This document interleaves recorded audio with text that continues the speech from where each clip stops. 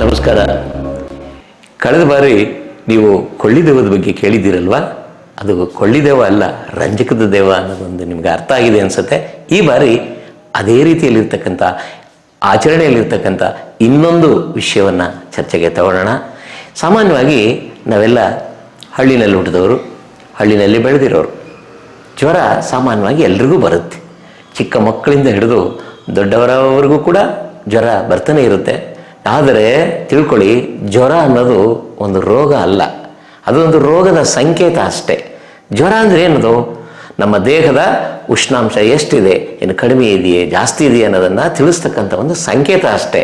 ಆದರೆ ಜ್ವರ ಬಂದಾಗ ನಾವು ನೆಗ್ಲೆಕ್ಟ್ ಮಾಡಬಾರ್ದು, ಅದನ್ನು ಉದಾಸೀನ ಮಾಡಬಾರ್ದು. ಜ್ವರ ಬರುತ್ತೆ ಬಿಡು, ಅದಷ್ಟೇ ಹೋಗುತ್ತೆ. ಆದರೆ ನಿಮಗೆ ಗೊತ್ತಿರ್ಬೋದು, ಹಳ್ಳಿನಲ್ಲಿ ಒಂದು ಆಚರಣೆ ಇದೆ, ಪದ್ಧತಿ ಇದೆ. ನಾವೆಲ್ಲ ಚಿಕ್ಕ ಹುಡುಗರಾಗಿದ್ದಾಗ ನಮ್ಮ ತಾಯಿ ಏನು ಮಾಡ್ತಿದ್ರು, ಜ್ವರ ಬಂದಾಗ ಮನೆಯಲ್ಲಿ ರಂಜು ಹಾಕೋದು ಎಲ್ಲ ಮಾಡ್ತಿದ್ರು. ಆದರೆ ಇನ್ನೊಂದು ಪದ್ಧತಿನೂ ಕೂಡ ಇದು ಅಳವಡಿಸ್ಕೊಳ್ತಾ ಇದ್ರು. ಈಗಲೂ ಪದ್ಧತಿ ಹಳ್ಳಿನಲ್ಲಿ ಜಾರಿಗೆ ಇದೆ ಅನಿಸುತ್ತೆ ನನಗೆ, ಸಿಟಿನಲ್ಲಿ ಅದಿಲ್ಲ.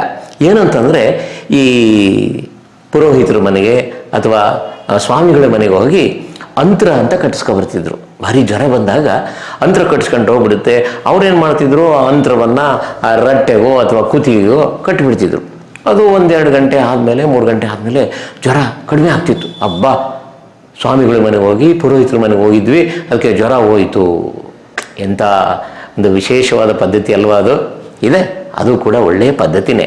ಆದರೆ ಪ್ರತಿ ಸರಿ ಜ್ವರ ಬಂದಾಗ ನೀವು ಪುರೋಹಿತರ ಹತ್ರ ಆಗಲಿ ಅಥವಾ ಸ್ವಾಮಿಗಳ ಹತ್ರ ಹೋಗಲಿ ಆ ಅಂತ್ರವನ್ನು ಕಟ್ಟಿಸ್ಕೊಂಡ್ರೆ ಜ್ವರ ಕಡಿಮೆಯಾಗುತ್ತೆ ಅಂತ ಅಲ್ಲ. ಕಡಿಮೆ ಆಗ್ಬೋದು, ಕಡಿಮೆ ಆಗದೇ ಇದ್ರೂ ಇರ್ಬೋದು. ಏನದು? ಏನು ಕಟ್ತಾರೆ?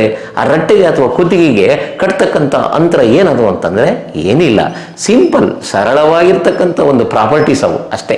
ಏನಂದರೆ ಅವ್ರು ಮಾಡೋದಿಷ್ಟೇ, ಒಂದು ತಾಮ್ರದ ತಗಡನ್ನು ತಗೋತಾರೆ, ಅದಕ್ಕೆ ಅಂಥ ಇಂಥ ಕೆಲವೆಲ್ಲ ವಸ್ತುಗಳನ್ನು ಹಾಕಿ ಕೊನೆಗೆ ಪಾದರಸ ಅಂತಿರುತ್ತೆ, ಕೇಳಿರ್ಬೋದು ನೀವು. ಪಾದರಸ, ಮರ್ಕ್ಯುರಿ ಅಂತ ಇಂಗ್ಲೀಷಲ್ಲಿ ಕರಿತೀವಿ. ಆ ಪಾದರಸವನ್ನು ತಗಡಿನಲ್ಲಿ ಹಾಕಿ ಅದನ್ನು ಸುತ್ತಿ ಮಡಚಿ ಅದನ್ನು ರಟ್ಟೆಗೆ ಕಟ್ತಾರೆ. ಅದನ್ನು ನಾವು ಅಕಾರ್ಡಿಂಗ್ ಟು ಕೆಮಿಸ್ಟ್ರಿ, ಅಂದರೆ ರಾಸಾಯನ ವಿಜ್ಞಾನದ ಪ್ರಕಾರ, ಆ ತಾಮ್ರದ ತಗಡು ಮತ್ತು ಮರ್ಕ್ಯುರಿ ಅಥವಾ ಪಾದರಸ ಎರಡೂ ಸೇರಿ ಅದನ್ನು ಅಮಾಲ್ಗಮ್ ಅಂತೇಳಿ ಆ ಮಿಶ್ರಣವನ್ನು ಕರಿತೀವಿ.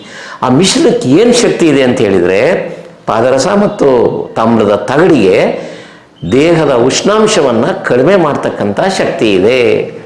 ಅದನ್ನು ನಾವು ಪುರೋಹಿತರ ಮನೆಗೆ ಹೋಗಲಿ ಅಥವಾ ಸ್ವಾಮಿಗಳ ಮನೆಗೆ ಹೋಗಲಿ ಕಟ್ಟಿಸ್ಕೋಬೇಕು ಅಂತೇನಿಲ್ಲ. ಜ್ವರ ಬಂದಾಗ ತಾಪಮಾನವನ್ನು ಕಡಿಮೆ ಮಾಡೋದಕ್ಕೆ, ನಮ್ಮ ದೇಹದ ಉಷ್ಣವನ್ನು ಕಡಿಮೆ ಮಾಡಲಿಕ್ಕೆ ತಾಮ್ರದ ತಗಡನ್ನು ಚರ್ಮಕ್ಕೆ ಕಟ್ಟಿಕೊಂಡ್ರೆ ಅಲ್ಪ ಪ್ರಮಾಣದ ಉಷ್ಣಾಂಶ ಕಡಿಮೆ ಆಗುತ್ತೆ. ಆದರೆ ಪ್ರತಿ ಸರಿ ನೀವು ಜ್ವರ ಬಂದಾಗ ಇದೇ ಪದ್ಧತಿಯನ್ನು ಅನುಸರಿಸಿದರೆ ಜ್ವರ ಕಡಿಮೆ ಆಗಲ್ಲ. ಅದೇ ಜ್ವರ ಏನಿರ್ಬೋದು, ನಾನಾ ರೀತಿಯ ಜ್ವರಗಳು ಬರ್ತವೆ, ನಿಮಗೆ ಗೊತ್ತಿರ್ಬೋದು. ಅದು ಟೈಫಾಯ್ಡ್ ಜ್ವರ ಆಗಿರ್ಬೋದು, ಮಲೇರಿಯಾ ಜ್ವರ ಆಗಿರ್ಬೋದು. ಆ ಜ್ವರಗಳು ಬ್ಯಾಕ್ಟೀರಿಯಾದ ಮೂಲಕ ಬರ್ಬೋದು, ಬ್ಯಾಕ್ಟೀರಿಯಲ್ ಫೀವರ್ ಅಂತ ಕರಿತೀವಿ, ಅಥವಾ ವೈರಲ್ ಫೀವರ್, ವೈರಸ್ಗಳಿಂದ ಬರ್ತಕ್ಕಂಥ ಜ್ವರ ಆಗಿರ್ಬೋದು.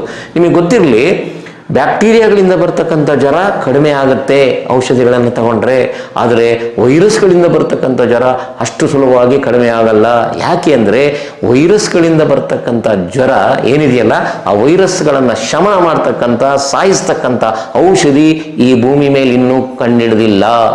ಆದರೆ ಬ್ಯಾಕ್ಟೀರಿಯಾಗಳಿಂದ ಬರ್ತಕ್ಕಂಥ ಜ್ವರಕ್ಕೆ ಔಷಧಿ ಇದೆ. ಆದರೆ ತಾತ್ಕಾಲಿಕ ಔಷಧಿಯನ್ನು ವೈರಲ್ ಫೀವರ್ಗೂ ಕೂಡ ಕಂಡಿಡಿದ್ದಾರೆ, ತಾತ್ಕಾಲಿಕ ಅಷ್ಟೇ ಅದು. ಆದರೆ ನೋಡಿ, ಹಾಗಂತೇಳಿ ಜ್ವರ ಬಂದಾಗ ಪ್ರತಿ ಸರಿಗೂ ಕೂಡ ಹಳ್ಳಿನಲ್ಲಿ ನಾವು ನೋಡಿದ್ವಿ, ತಾಮ್ರದ ಇವರು ಹೇಳಿದ, ನಾನು ಹೇಳಿದ್ದೀನಿ ಅಂತೇಳಿ ನೀವು ಕೂಡ ಅದೇ ಪದ್ಧತಿಯನ್ನು ಅನುಸರಿಸಕ್ಕೆ ಹೋಗಬಾರ್ದು. ಜ್ವರ ಅನ್ನೋದು ಒಂದು ದೇಹದ ಉಷ್ಣತೆಯನ್ನು ಅಳಿತಕ್ಕಂಥ ಒಂದು ಸಂಕೇತ. ನೆಗ್ಲೆಕ್ಟ್ ಮಾಡಬೇಡಿ, ಉದಾಸೀನ ಮಾಡಬೇಡಿ. ಮಾಡ್ತೀರಲ್ವೇ? ನಮಸ್ಕಾರ.